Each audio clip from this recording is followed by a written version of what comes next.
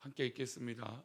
그때에 이스라엘의 왕이 없으므로 사람이 각기 자기의 소견에 옳은 대로 행하였더라. 아멘. 기도하겠습니다. 하나님, 우리는 그렇습니다. 만 가지 은혜를 받았고 그 은혜에 감사하고 감격하여 또 반응하며 살아가는 믿음의 삶인 줄 믿습니다. 우리의 믿음의 삶이 하나님 앞에 그렇게 있음을 믿고 또 그렇게 살아갈 수 있는 우리들이 되어질 수 있도록 하나님 복을 내려 주옵소서. 만 가지 은혜를 주신 그것을 잊지 않게 하여 주시고 그 은혜대로 오늘도 순종하며 승리할 수 있도록 하나님 은혜를 더하여 주옵소서. 이 시간 범사에 감사해요. 드려진 예물과 또 일천번제로 드려진 예물을 기뻐 받아 주옵시고 말씀을 나눌 때에 주님 우리와 함께하여 주시옵소서. 감사하고 거룩하신 예수님의 이름으로 기도 올렵나이다. 아멘. 예전에 어렸을 때 차에서 운전하는데 냄새가 나는 거예요. 이게 무슨 냄새인가? 내가 땀 냄새인가? 그래서 이제 페브리즈나 이런 것들을 뿌리죠. 근데 그 냄새가 또 없어지질 않는 거예요. 그래서 이것저것 다 뒤져봤더니 냄새 날 게 없어요. 왜 그럴까? 차가 안 좋아서 그런가? 뭐 이런저런 생각하는데 이게 한 3주 지나고 한 달 되니까 냄새가 점점 심해져 가는 느낌이었어요. 보더니 다시 한번 마음 잡고 다 이렇게 들춰내야겠다. 그랬더니 그 자동차 매트 밑에 음식물이 있었던 거예요. 그걸 모르고 계속 이제 뭐 페브리즈를 뿌리고 뭘 뿌려도 해결이 안 되는 거죠. 원인을 못 찾으니까 이 병을 해결할 수 없는 거죠. 우리가 이제 병을 치료받는데도 가끔 의사들도 원인을 못 찾아서 여기 과에 가보고 저기 과에 가보고 뭐 그런 경우들이 있습니다. 뭐 협진을 하고 뭐 이런 병동 가고 저런 과에 가서 검사를 하는데도 이유를 알 수 없어서 이게 왜 아픈가, 왜 이런 병이 있는가. 그래서 원인을 알 수 없으니까 그냥 포괄적인 약을 처방하기도 하고 뭐 그렇습니다. 근데 가장 근본적인 치료의 시작은 의외로 어떤 검사를 하게 되면 피 검사를 보통 제일 우선적으로 합니다. 뭐 사진을 찍기도 하고 MRI도 찍기도 하지만 가장 기본인 건 늘 병원에 가면 피 먼저 뽑으라고 하죠. 거기에 보면 뭐 여러 가지 뭐 요즘은 암의 요소들이라든지 또 그 뭐 염증 수치라든지 이런 원인들이 이제 나오게 되는 거죠. 원인을 알아야 그 병의 문제들을 해결할 수 있는 것이고 또 우리가 갖고 있는 문제들이 왜 있는가에 대한 근본적인 이유가 해결되지 않으면 그 문제는 해결되지 않습니다. 사사기의 가장 큰 문제는 무엇이죠? 원인이 왕이 없으므로. 그러니까 그 왕이 없다라는 게 사실은 영적인 하나님의 말씀이 없는 것이고 하나님이 이들 가운데 진정으로 계시지 않기 때문에 일어나는 일들이다라는 것을 계속해서 핵심적으로 말씀을 드렸습니다. 오늘 사사기 21장 25절도 이 말씀이 등장을 합니다. 함께 읽겠습니다. 그때 이스라엘의 왕이 없으므로 사람이 각기 자기의 소견에 옳은 대로 행하였더라. 그때에 이스라엘의 왕이 없으므로, 이 표현은 계속 반복되고 있고 사사기에 관통되는 가장 중요한 핵심이 되는 표현이고 말씀입니다. 그러니까 이스라엘 백성들이 왜 이런 문제가 있는가, 왜 똑같은 문제들이 반복되고 있는가, 그들에게 왕이 없었기 때문에 이런 일들이 발생된다는 겁니다. 그러면 이 근본적인 원인이 왕이 없다라는 것은 결국 말씀대로 하나님이 계시지 않는 것이고 또 그들 가운데 하나님의 말씀이 없기 때문이다라는 것이죠. 그러니 하나님의 말씀이 진정으로 와닿지 않으니까 각기 자기의 소견에 옳은 대로 행한다는 거예요. 그러니까 지금 우리 이기적이고 정말 여러 가지 정말 납득할 수 없는 이 시대의 가장 큰 원인은 이 시대, 지금 현대 시대의 원인이 바로 여기 있죠. 각자 소견에 옳은 대로. 그래서 대화를 하거나 뭐 어떤 이유들이 있어서 이렇게 얘기하면 각자 소견에 옳은 대로예요. 우리의 근본적인 질문은 과연 하나님의 말씀이 있는 것인가? 하나님의 은혜가 우리 가운데 있는가라는 질문인 것이죠. 오늘 본문 또한 역시 이 하나님의 말씀과 진정한 하나님의 역사들이 없으니까 벌어지는 또 참혹한 일들이에요. 어제 말씀드린 대로 이스라엘 민족은 그 레인의 첩의 문제로 인해서 베냐민 지파를 11지파가 모여서 내전을 일으키게 됩니다. 그리고 당연히 11지파니까 한 개 지파 이기는 건 어렵지 않았겠죠. 그래서 이 베냐민 지파의 남성 군인 600명만 남고 모두 다 몰살하게 돼버리게 돼요. 근데 가만 생각해 보니까 물론 이제 요셉 지파가 2개 지파니까 뭐 그럴 수 있는데, 그래도 이 레인을 제외하면 이 12지파가 이게 이 나라 이스라엘 민족 가운데 있어야 되는데 이게 없는 거예요. 그 결혼할 여인도 없고 남자들만 덩그러니 남는 거죠. 그러니까 이들이 전쟁을 일으키고 나서 자신들이 벌여놓은 일이잖아요. 그러면서 드는 생각이, 야, 이러다가 이 지파가 싹 사라지면 어떻게 하냐, 베냐민 지파가 없어지면 어떻게 하냐. 왜냐면 여인들도 없으니까.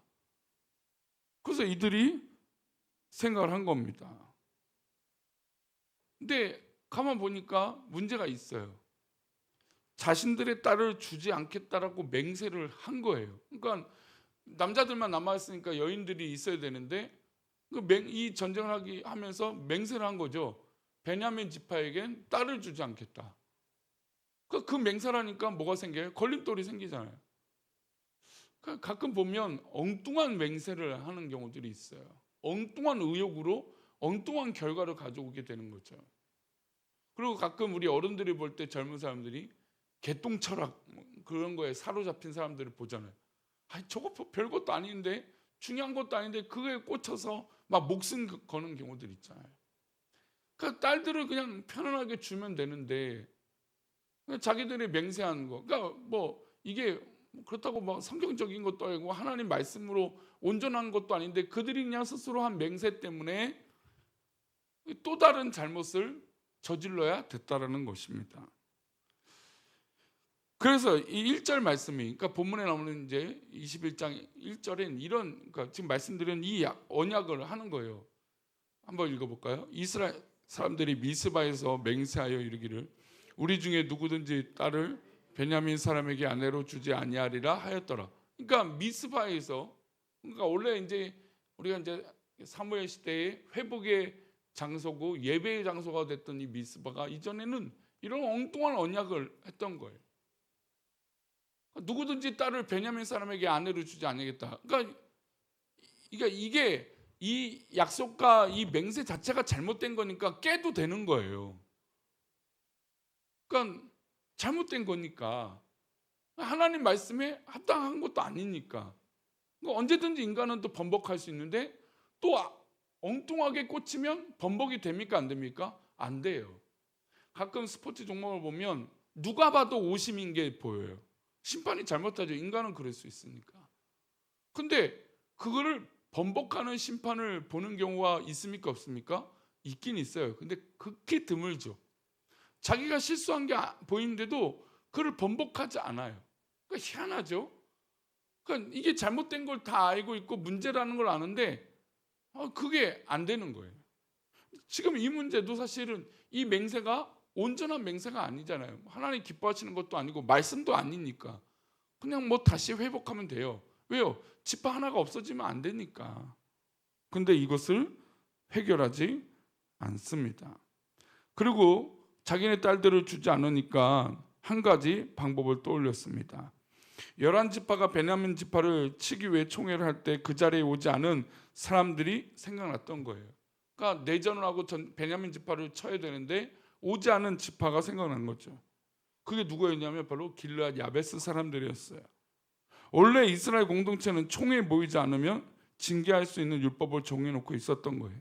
그래서 야베스 길라 사람들이 모이지 않았기 때문에 그들에게 쳐들어가서 그들의 여인을 이 베냐민 사람들에게 줘야겠다라고 결정을 합니다.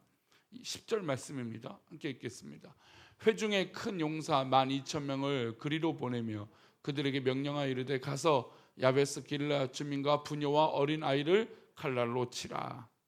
이렇게 해서 처녀 몇 명을 잡아오냐면 400명을 잡아옵니다. 자, 그러면 몇 명이 부족한가요? 200명이 부족하죠. 베냐민 지파 남자가 600명이 남았으니까. 근데 400명을 아내로 주고 200명이 이렇게 해서 남습니다. 그래서 또 고민해요. 그럼 어떻게 하면 200명을 채울까? 그래서 다시 이들이 스스로 좋은 생각이라는 것을 떠올렸습니다. 명절을 즐기기 위해서 올라오는 처녀들이 그 시기가 있는데 이 베냐민 지파 사람들을 불러놓고 이런 얘기를 합니다. 우리가 눈 감아 줄 테니까 여기에 이제 명절을 지키러 올라오는 사람들을 데리고 납치해라. 그럼 만약에 그들의 뭐 부모나 뭐 누군가 시비를 걸면 우리가 그냥 모른 척 하겠다. 눈 감아 주겠다 이런 것이죠. 그러니까 납치해서 나머지 200명을 데려가라 라고 얘기를 했습니다. 근데 그게 19절부터 21절 내용이에요. 읽어볼까요? 또 이르되 보라 베델 북쪽 르보나 남쪽 베델에서 세겜으로 올라가는 큰 길 동쪽 실로에 매년 여호와의 명절이 있도다 하고 베냐민 자손에게 명령하여 이르되 가서 포도원에 숨어 보다가 실로의 여자들이 춤을 추러 나오거든 너희는 포도원에서 나와서 실로의 딸 중에서 각각 하나를 붙들어 가지고 자기 아내로 삼아 베냐민 땅으로 돌아가라. 그러니까 뭐 계속 한번 꼬이고 잘못되니까 이게 지금 끝이 보이지 않는 잘못을 계속하고 있는 것입니다. 이렇게 해서 600명의 남자들의 결혼 문제를 해결해 줬고 베냐민 지파가 대를 이어가도록 보존해 주었다는 이야기예요. 그러니까 이 이야기가 무엇 때문에 벌어진 이야기입니까? 그들에게 왕이 없으므로, 그때의 왕이 없으므로 자기의 소견대로, 자기의 소견에 옳은 대로 행하였다는 것이죠. 11지파의 지도자들은 이런 식으로 문제를 해결할 것이 아니라 오히려 모여서 미스바 하면 회개 운동이니까, 미스바 하면 예배의 장소니까, 미스바 하면 이들이 모여서 중대한 결정들을 하는 장소니까 그 중대한 결정은 무엇보다 하나님 기뻐하시는 결정이 되어야 되지 않겠습니까? 기도해야 되는 장소여야 되지 않겠습니까? 이스라엘 왕이 없으니까 하나님 말씀을 왕으로 삼지 않고 살아가는 자들, 그들에게 하나님의 의식, 하나님의 인식, 하나님의 말씀이 전혀 없었던 것이죠. 그러니 이 모습을 보면 우리 또한 어떻습니까? 우리도 이처럼 기준이 없어서 자기의 소견에 옳은 대로 행하는 것은 아닌지, 왜 이 일이 일어나고 있는지, 원인이 무엇인지, 무엇이 잘못되고 있는 것인지 느낄 수 없다면 우리는 지금 나의 소견에 옳은 대로 하고 있는 것이죠. 반대로 하나님 말씀이 있다면 그 말씀이 나의 양심과 나의 신앙과 나의 삶과 나의 모든 것들이 나에게 어떻게 들여다보고 있는 것인지, 기준이 되고 있는 것인지 우리는 하나님 말씀을 붙들어야 될 줄 믿습니다. 하나님의 말씀이 내 인생의 기준을 잡아주고 중심을 잡아주어야 어떤 일도 문제없이 풀려가는 것이죠. 사사기 1장부터 21장까지 나오는 수많은 악행들은 결국 하나님의 말씀이 그들 중심 가운데 없었기에 반복되는 어려움이었던 것이죠. 그것을 본다면 우리 또한 하나님 말씀이 얼마나 우리 중심에 있는지 돌아봐야 될 것입니다. 오늘 우리 마음의 중심에 하나님의 말씀을 새기고 중심에 하나님 말씀을 이루고 그것을 붙들고 하루를 살아가는 기쁨이, 또 그래서 만 가지 그 축복을 우리가 누리는 그런 하나님의 은혜의 자녀들이 되시기를 축원합니다. 기도합니다. 하나님, 우리에게 말씀이 기준이 없어서, 하나님의 마음이 없어서 우리의 옳은 대로, 또 마치 사사기 시대처럼 그때의 왕이 없으므로 각자의 소견에 옳은 대로 행하는, 그리고 그런 고집스러운 이런 이스라엘 민족이 아도난 모습이 계속 반복되고 있는 것은 아닌지, 하나님 우리 스스로 또 나 자신의 삶의 스스로를 돌아보게 하여 주옵소서. 무엇보다 하나님 말씀 굳건히 붙들어 그 말씀으로 살아가는 생명이 회복되는 그런 소망의 하루가 되어질 수 있도록 복을 내려 주옵소서. 우리들을 그렇게 인도하여 주실 것을 믿사오며 거룩하신 예수 그리스도의 이름으로 기도 올리옵나이다.